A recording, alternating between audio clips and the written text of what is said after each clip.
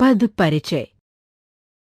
बच्चों, आज हम पद परिचय नामक पाठ पढ़ेंगे। अतः सबसे पहले हमारे लिए ये जानना जरूरी है कि पद क्या है। क्या शब्द ही पद है या कुछ और? बच्चों, पद और पद परिचय के ज्ञान के लिए इन चित्रों के नीचे लिखे शब्दों को पढ़िए। बहन, भाई, राखी। बच्चों, आप जानते हैं कि चित्रों के नीचे लिखे बहन, भाई और राखी सार्थक वर्ण समूह हैं। अतः ये सभी शब्द हैं। तो क्या इन्हें पद कहेंगे?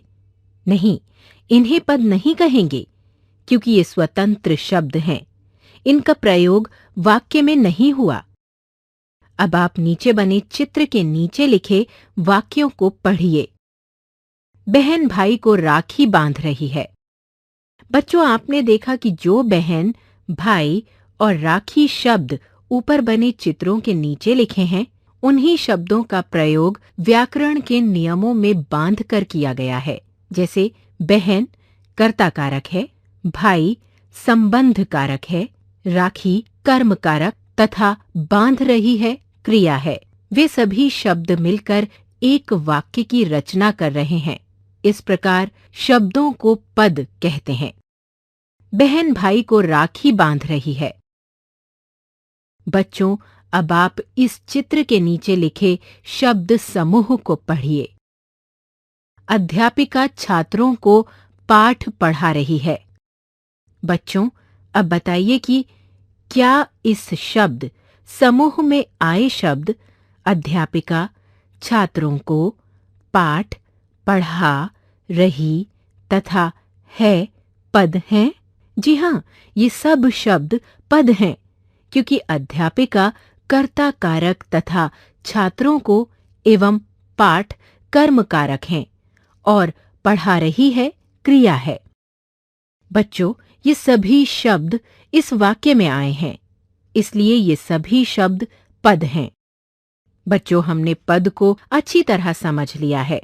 अतः अब पद परिचय के बारे में जानते हैं कि पद परिचय क्या है। अब आप इस वाक्य को पढ़िए। नाविक नाव चलाता है। अब वाक्य के आधार नाविक शब्द के बारे में व्याकरण की दृष्टि से बताइए कि वो अर्थात नाविक शब्द क्या है। मैं आपको बताती हूँ। बच्चों, नाविक शब्द जातिवाचक संज्ञा है, पुल्लिंग है, एक वचन है, कर्ता कारक है, परसर्ग रहित है तथा चलाता है क्रिया का कर्ता है। बच्चों, इसी प्रकार अब आप नाव पद के बारे में बताइए। चलिए इसके बारे में मैं आपको बताती हूँ। नाव जातिवाचक संज्ञा स्त्रीलिंग है, एक वचन है, कर्म कारक है, परसर्ग रहित है, चलाता है, क्रिया का कर्म है। इसी प्रकार अब आप चलता है पद के बारे में भी बताइए। बच्चों, चलता है सकर्मक क्रिया है, पुल्लिंग है, एक वचन है, वर्तमान काल की क्रिया है, कर्तृवाच्य क्रिया है, इसका कर्म नाव है। बच्चों, वाक्य में प्रयुक्त किसी पद के बारे में इस प्रकार बताना ही पद परिचय कहलाता है। अब आप समझ गए हैं ना? व्याकरणिक दृष्टि से किसी पद यानी उसके बारे में बताना का परिचय देना पद परिचय कहलाता है। बच्चों, किसी पद का परिचय देते समय हमें ये बताना जरूरी होता है कि वो पद संज्ञा, सर्वनाम, विशेषण, कर्ता, कर्म, क्रिया, क्रिया विशेषण, समुच्चय बोधक, संबंध बोधक अथवा विस्मयादि बोधक में से क्या है। इसके साथ ये बताना भी आवश्यक होता है कि वो पुल्लिंग है या स्त्रीलिंग, एक वचन है या बहुवचन। इन शब्दों के बारे में इनके प्रकारों के साथ बताएं। जैसे संज्ञा है तो कौन सी संज्ञा है, जातिवाचक, व्यक्तिवाचक या भाववाचक।